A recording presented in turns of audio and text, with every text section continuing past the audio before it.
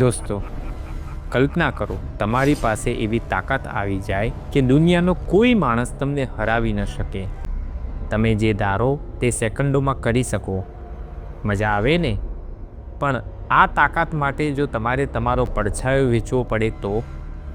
એક રાજાએ સત્તા મેળવવા માટે કાળી શક્તિ સાથે હાથ મિલાવ્યો અને પછી જે થયું એ જોઈને તમારો હોશ ઉડી જશે. વિચાર કરો, રાજા એક છે પણ એના શરીરમાંથી બે પડછાયા પડે છે, એક રાજાનો અને બીજો એક રાક્ષસનો. દિવસે રાજા રાજા રહેતો નથી અને રાત્રે એને ઊંઘ આવતી નથી. આખરે એ બીજા પડછાયાનું રહસ્ય શું છે અને રાજા પોતાના જ શરીરમાં કેદ કેવી રીતે થઈ ગયો? જુઓ આ ભયાનક અને બોધપ્રદ વાર્તા. એક મોટું રજવાડું હતું અને રજવાડાનો રાજા હતો રાજા વિક્રમસિંહ. રાજા વિક્રમસિંહ આમ તો શક્તિશાળી, પણ એને સત્તાનો મોહ હતો. એને એમ હતું કે આખી દુનિયા મારા પગ નીચે હોવી જોઈએ. પણ બાજુના દેશના રાજાઓ શક્તિશાળી હતા અને વિક્રમસિંહને હરાવી દેતા હતા.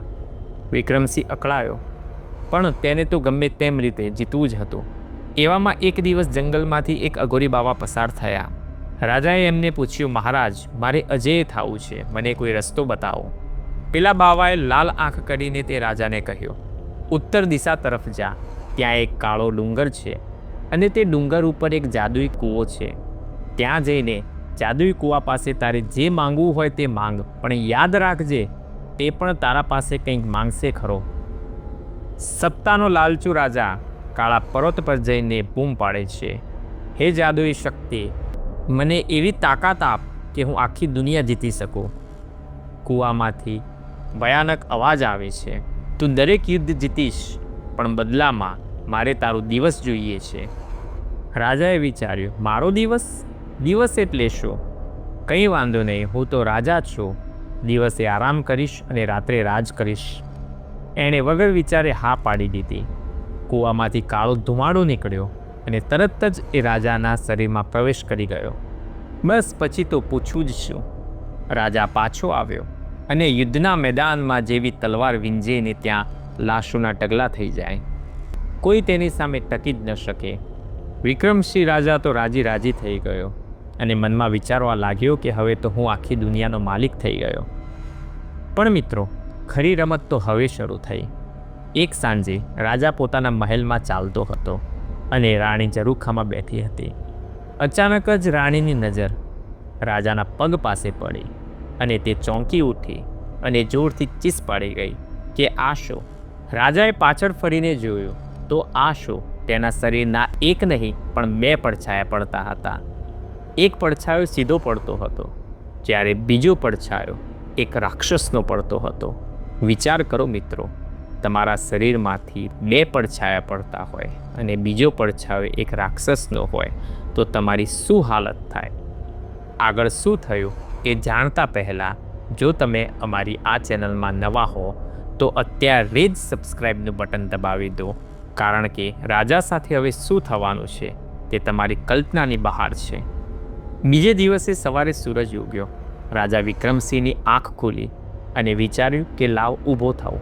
પણ હવે આ શું? એના હાથ પગ એનું માનતા જ ન હતા અને એનું શરીર અચાનક જ આપમેળે ઊભું થઈ ગયું.